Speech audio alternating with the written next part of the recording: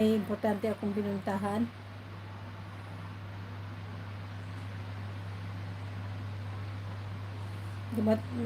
Nakabalik ako dito sa farm, mga alas 4, alas 3 na.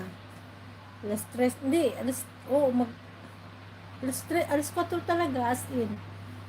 Alas 4 ako nakabalik dito kasi nga, marami pa akong dinaanan na importante. Kasi nga, meron akong kinuha. Pagkatapos bumili ako ng mga pananim ko. Medyo na late ako pag uwi ko kanina. Tapos hindi na ako nakapahinga, hindi na rin ako nagluto. Ayun, nagkain lang ako dyan ng mga tinapay. Nag-noodles lang ako. Yung madaling lutuin lang. Yun lang talaga. Hindi na ako nagluto.